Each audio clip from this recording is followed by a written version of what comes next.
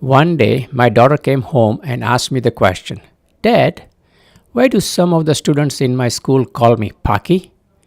My reply was, it is not a polite word, and I'll have a visit with your school principal. Both my wife and I were born in Uganda, but of Indian origin. We were discriminated in Uganda by the dictator Idi Amin, who drove us out of the country and we became refugees overnight. This unpleasant experience in her school was a sensitive issue with both my wife and me. It was an opportunity to stand by her and explain to our daughter that what happened to us in Uganda and the reason for immigrating to Canada. After meeting with the principal, nothing came out constructively from our initial discussion. Hence, I approached the director of the Board of Education, who, after my insistence that something should be done to address the situation, else I will still go to the higher authority. He sent me back to the principal.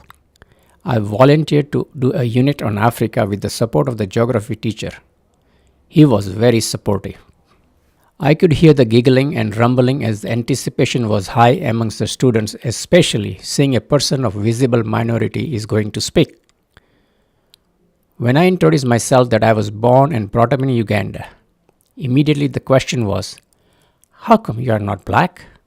My answer was, just like in Canada, Africa has many different races.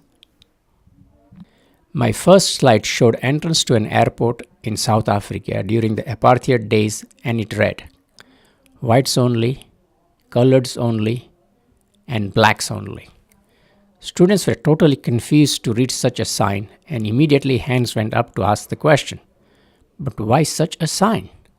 Discussion commenced, and all agreed that we are all equal and we should not be calling fellow students of visible minority or any physical challenges with names or use slangs.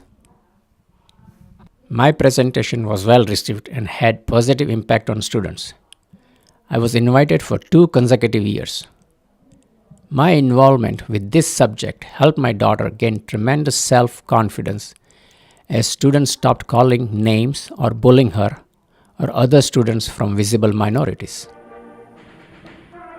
Today she is a professional in her career and attributes her success in life due to the fact that she overcame discrimination at an early age. As visible minorities, parents have the obligation to pass on such experiences to the next generation. As adults, we have a role to play to educate those who lack broader vision and explain that the contributions made by different societies, races, etc. are assets to the future of Canada.